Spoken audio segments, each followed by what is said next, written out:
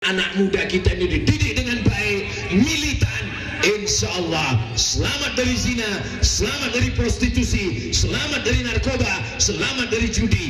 Dulu orang kalau mau main judi panggil tetangga, betul? Nah, yang bilang betul ini pernah main nampaknya. Sekarang di dalam rumah dikunci, di dalam kamar dikunci, di dalam toilet dikunci, bisa main judi. Namanya judi. Oh, tahu semua nih. Curiga pula saya. Kita doakan bapak-bapak di polisi, di Polri punya kekuatan untuk memberantas ini, insya Allah. Amin. Istrinya di rumah, istri-istri solihah yang tidak mau menerima duit haram. Amin. Pulang Pak pejabat ke rumah, apa kata dia ke istrinya?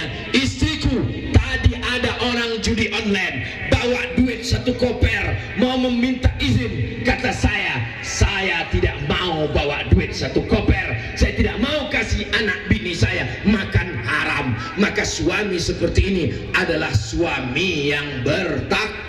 Wah, dulu begitu. Dulu suami yang begini disebut bertakwa. Sekarang kalau dia cerita ke istrinya, kata istrinya, suami bodoh.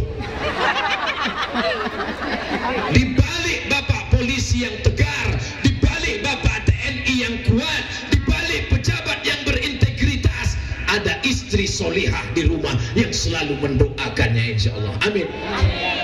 Apa kata Pak PJ tadi? Itu Qoriah itu istri saya tuh Pak Ustaz. Gara-gara dia Qoriah itulah saya nikah dengan dia. Masya Allah, tabarakallah. Cantik karena rupa, wajah akan berubah. Cantik karena harta, harta akan hilang melayang. Tapi kalau cantik karena takwa kepada Allah, sampai ke surga tetap bersama. Amin. Bapak-bapak, adik-adik yang punya usaha sablon baju kaos, boleh ditulis di belakang. Cantik karena rupa akan terbang melayang. Cantik karena harta akan hilang. Cantik karena Allah itulah yang kekal abadi hingga ke surga. Tapi baju kaosnya jangan dipakai sholat Jumat. Nanti orang nengok di belakang.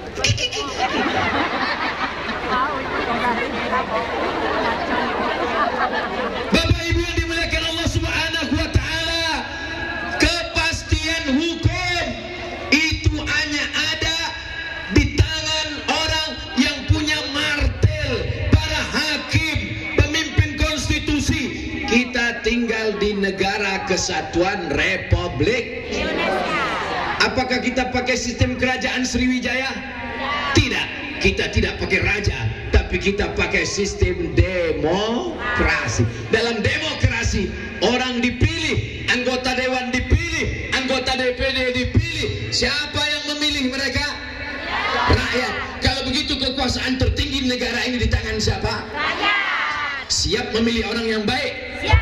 Untuk mengeluarkan perda, peraturan daerah. Bapak polisi tidak bisa menangkap orang yang jualan khamar di pinggir jalan. Kalau ada orang jualan khamar pinggir jalan, bisa tak ditangkap? Nggak bisa. Nggak bisa, guys. Kenapa nggak bisa? Karena mesti ada payung hukum. Apa payung hukum? Perda, peraturan daerah Kabupaten 4 Lawang tidak boleh jual khamar sembarangan. Siapa yang mengeluarkan perda? Anggota DPRD. Siapa yang pilih anggota DPRD? Paham? Jelas? Kalau mau kepastian hukum, pilihlah orang yang buat perda. Bapak polisi yang punya pistol, pistolnya tak bisa meletus kalau tidak ada aturan, undang-undang dari negara, perda dari kabupaten. Ceramah tidak selesai, ustadz ceramah berapi-api di masjid, jangan pakai narkoba. Yang pakai narkoba tak sholat Jumat. Jangan minum khamar. Sampai keluar masjid, baru 2 belokan orang sudah jual khamar. Kata ustadz, kenapa kau jual khamar? Emang masalah buat lo? Ceramah saya di pinggir jalan, tempat orang jual khamar. Ya ayyuhalladzina kafaru, hai orang-orang yang ingkar, kenapa kan jual khamar? Langsung mereka usir, pergi ke sana somat. Saya tak ada kekuasaan. Tapi ketika ada payung hukumnya, ada perdanya, ada undang-undangnya, maka TNI Polri bisa bersikap, bisa menangkap. Itulah pentingnya kepastian hukum dari masyarakat. masyarakat yang mengerti dengan hukum. Kira-kira yang saya sampaikan ini jelas? Paham? Bisa ditangkap? Alhamdulillah. Siapa yang ditangkap? Pengedar narkoba. 4 lawang. Tinggal berapa lagi? Saya ingat, cuman ngetes saja. Orang ini ingat apa tidak? Masya Allah.